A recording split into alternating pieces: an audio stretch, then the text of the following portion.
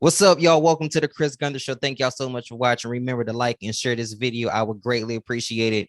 My special guest today needs no introduction, so I'm gonna just go ahead and toss it over to her. Without any further ado, the Chris Gunther Show welcomes the Queen of Comedy, Miss Monique. How you doing today? I am fine, Mr. Chris Gunther. Thanks so much for having me, brother.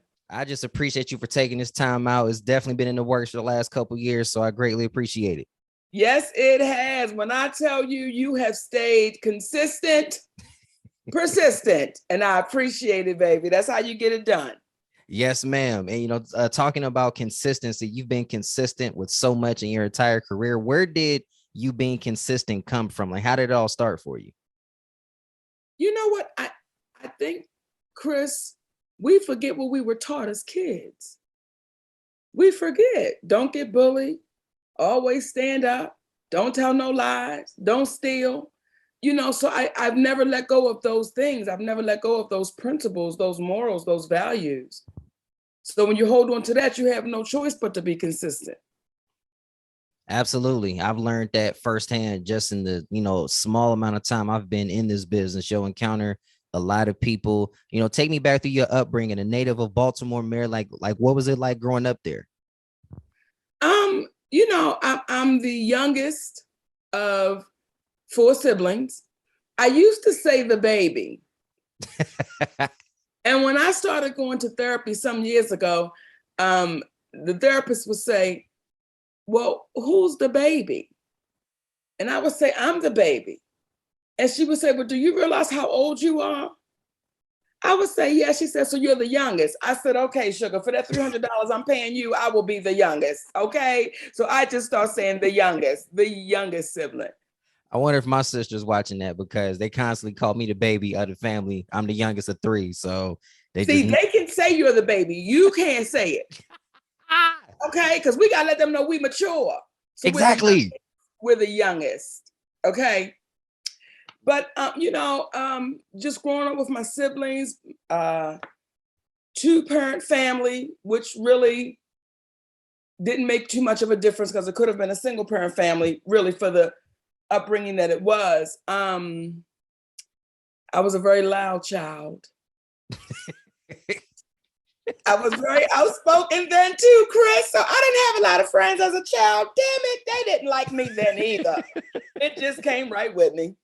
But look what came out of it, though. You go on to have a phenomenal career. Speaking about Baltimore, we got a few more Baltimore comics who are doing incredible. One of them actually is your nephew, Desi, who I see is doing incredible. Huge shout out to him and, Jess Hilarious, who I'm a huge fan of. Huge shout out to her. Like anytime I'm around and they show me nothing but love. How great does it feel for you as somebody that's an OG in this game to see two people from your hometown really elevating and succeeding? It's beautiful. It's beautiful to watch where you came from, and then you watch those that came up after you and they're doing so well. That's a beautiful thing. But I can't just leave it to Baltimore. It's beautiful to see these young babies coming up from all over the world doing their thing, and when they say to me, you're an OG, you auntie, that's such an honor, and I don't just get that from babies in Baltimore. It's an honor to get it from babies that's all over the world, so you take pride in a baby saying, I watched you when I was a kid and you were a part of the reason why I do what I do. So it's an honor. It has to be such an honor to see people want to follow in your footsteps as well. Even though I'm only 26, I'll be 27 in a couple weeks. I grew up on you watching Comic View, watching Moesha, and of course the Parkers. What was it like for you to be a part of such an iconic time, especially in comedy? Chris, I wish that this generation could experience that time because it was a great time. Everybody was pulling and rooting for everybody because it was so much Blackness, baby. Listen, I remember when we had the Parkers, and on that set, on that lot, it was the Parkers, it was Moesha, it was the Wayans brothers. So can you imagine what Sunset and Gower look like, baby, on a Thursday night? So it was those times, it was being that comedian when you had to get in your car and drive around this country to go make $25, $30, but you knew you didn't know that audience. You know, during that time, it was, and I guess it's a thing for this time too, but for the time that I was in those moments, it felt like magic. It felt like, wow, this is really real. And for people that I looked up to and I saw on TV, I get a chance to be in the same rooms with them and having dinner with them and lunch with them. And it was just a very magical moment. In terms of the magical moments that you have had, you know, especially back then at that time period, did you anticipate the things that you were working on back then will go on to have such a lasting impact that they have? No, I was in the moment. I was so in the moment, baby, that I didn't say to myself, I wonder if the Parkers will still be on TV 20 years from now, because I was in the moment. I didn't say to myself when we were doing the Queens of Comedy, I wonder if this will make history and be the biggest successful female tour in the world. You didn't think about it then, you were just in the moment. Now to be 20, 25, 30 years later, and those moments be so special and so important, I'm just proud to be a part of those moments. I'm proud that I grew up watching your stuff. You know, like I grew up watching you on Moesha and the Parkers. Take me back through that experience, because a lot of people, you know, thought that that was just going to be like a one-time thing. You appear on Moesha once and that's it, but they can, you know, continue to have you come on. Then they gave you your own show. So take me back through that journey. Well, actually, when I came on Moesha, that's because there was the Parkers. People just didn't know that there was the Parkers yet. They were just introducing the character through Moesha. So we actually shot the pilot for the Parkers inside of Moesha. Wow. So that's when you met Kim's mother. Chris, that was, again, it was this little fat Black girl from Baltimore, Maryland, walking in her dream. And when I met Countess Vaughn, it was such a chemistry. It was when she walked into that room, when I first met her, that was my child. Like, that was my baby. Make no mistake about it. That would, like, we just talked a few days ago. She still called me mama. That's still my pudding. Like, you know, after all these years. So that moment, I think all they did was change my name. Mm-hmm. Like, Monique got introduced, but Monique got introduced as Nikki Parker. Absolutely. What would you say was your favorite moment from the show? Because I know a lot of people are probably going to say it's the last episode, but I want to hear from you. What was your favorite moment from the Parkers? My favorite, there's so many that's unfair, but one moment that really sticks out, when the Parkers first started, we would get these emails, right? Or memos. They were called memos back then. Okay. And it would say, if you're here for the Parkers, park outside of the gate, right? Well, the memo came to me. So I would park outside of the gate. No one told me anything different. If you're here for the Parkers, park outside the gate. So for about a week, Chris, I done parked outside the gate, walked all the way across the parking lot to the studio, right? Nobody ever said anything to me. One day I'm walking across the parking lot and a brother named James Tripp is driving a golf cart. He said, Monique, what you doing? I said, oh, walking to the studio. He said, what you mean you walking to the studio? I said, oh, I park outside the gate. He bust out laughing and said, why are you parking outside the gate? I said, because the memo said, if you're here for the Parkers, park outside the gate. This baby looked at me so gently and said, can you get in the golf cart, please? Mm-hmm. I said, sure. He drove me over to my parking space right outside the studio door with Wow. my name on it. Chris, I stood there and cried so hard, baby. I sat down in the parking space. I took pictures because to me, that was the moment. It was like, you here, baby. You got your own parking space outside the studio door.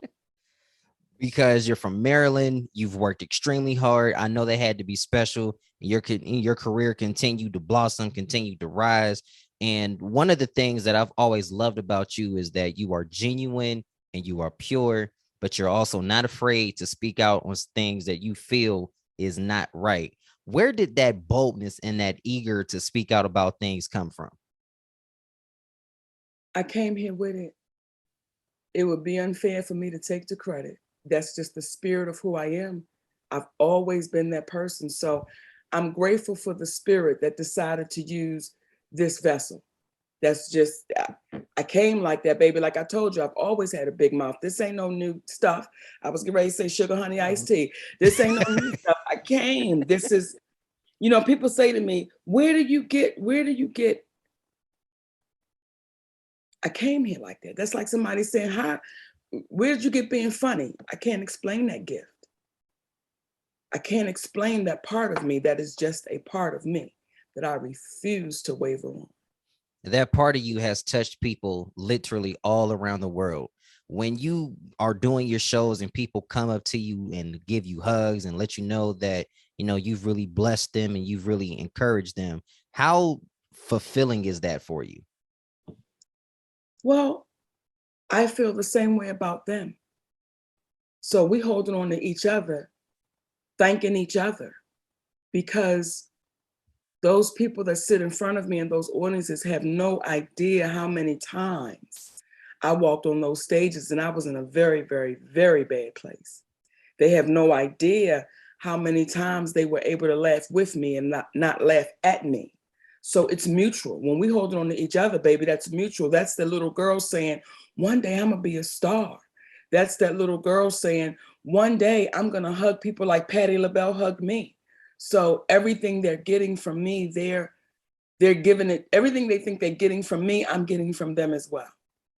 With everything good, there does come some bad. And you are not the kind of person to hold your tongue on anything, which is what I respect about you. Because a few years ago, you did call out feeling as if you were blackballed in Hollywood, mainly by some of your peers.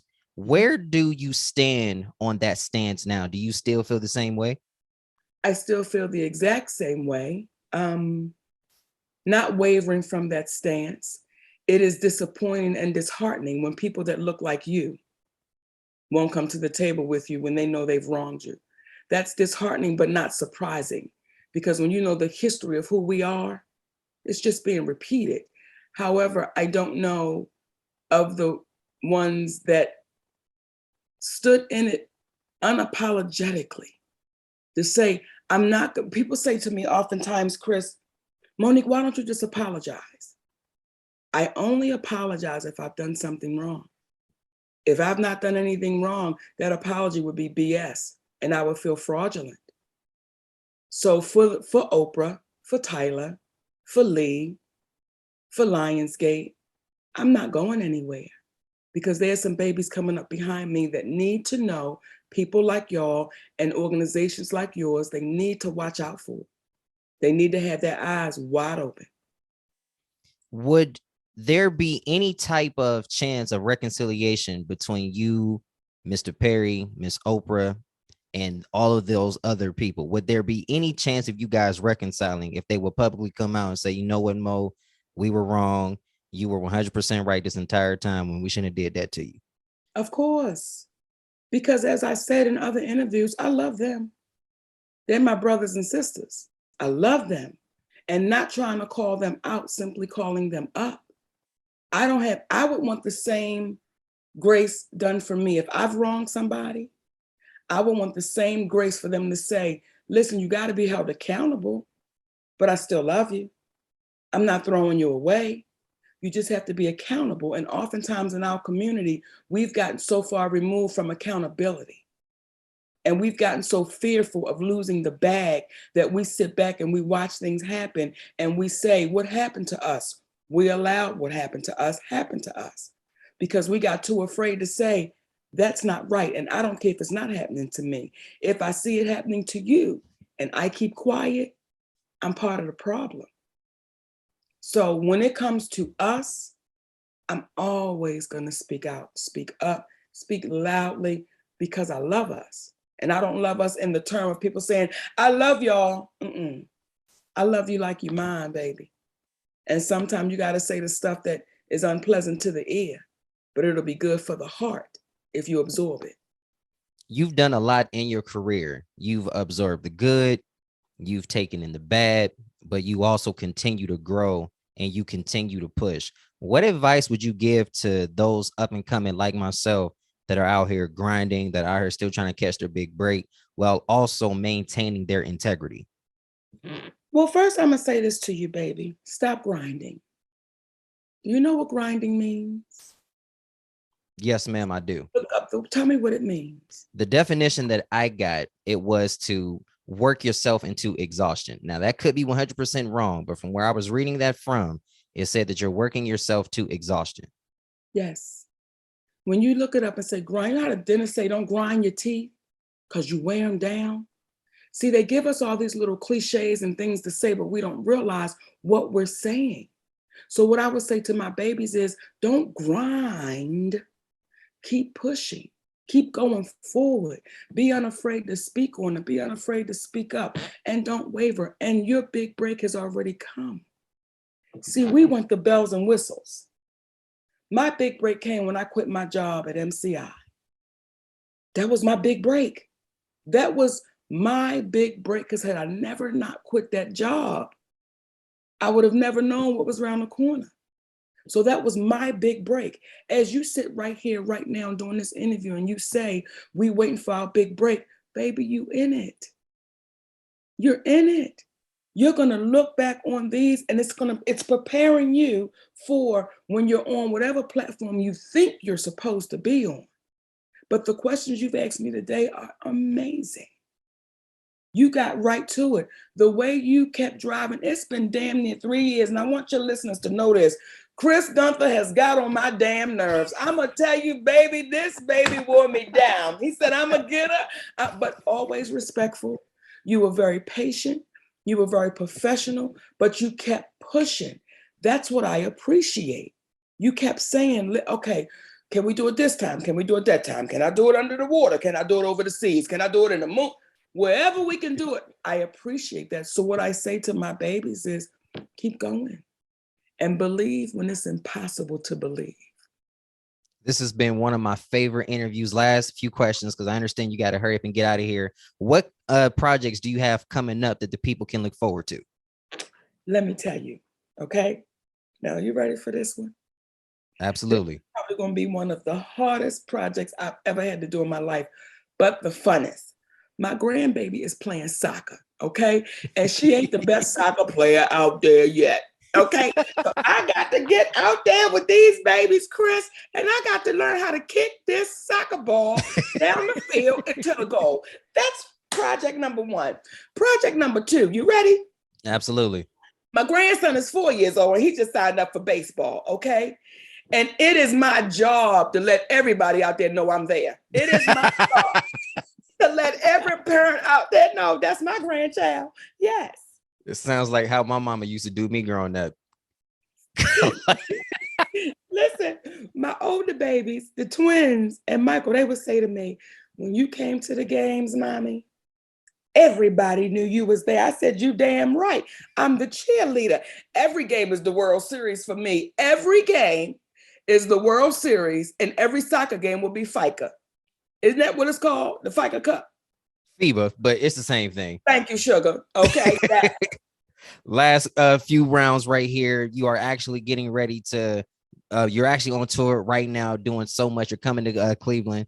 And I got to share this story because when I was in the crowd, you had spotted me out, and I've shared this story with people behind the scenes, but this is my first time talking about it publicly. So y'all, Monique seen me and asked me what my name was. And I told her. She was like, the mother effing journalist I'm doing an interview with after this. And that's all I'm going to tell y'all, because the rest of the story is going to stay between us. There we go. Oh, man, this has been so much fun. I've loved every minute of it. I'm trying to get this last question out if I can. I always ask this to my guests. Who would you like to see on the Chris Gunther show? And if you have any connect, could you possibly be able to help me get them? Dead or alive? Alive. Okay, sugar, because I know some dead asses, baby, that I can get them. They be let's lining up though. let's get a live ones. You know who I would like to see on your show? DC Young Fly. Me too. And God knows I've been trying to get him. DC Young Fly is very important to this generation because what he did for Nick Cannon was unheard of. And the strength and the pride and the integrity and the dignity that that young Black man had when he turned them down and said, I could never take a job from somebody that gave me a chance. See, I met DC Young Fly really before anybody knew DC Young Fly. And I knew I was sitting next to brilliance. I knew I was sitting next to a king. That young brother is a king. The way he handles himself, carries himself, and he's pure from his heart. So I would love to see you talk with DC Young Fly. Me too. I'll do my best. I appreciate that because that means a lot to me. DC, if you watching, holla at your boy. Ladies and gentlemen, nothing else needs to be asked. The queen of comedy, Monique, on the Chris Gunther Show. Monique, thank you so much for your time today. I love you, sweet baby. You keep going. Yes, ma'am. Thank y'all for watching. God bless.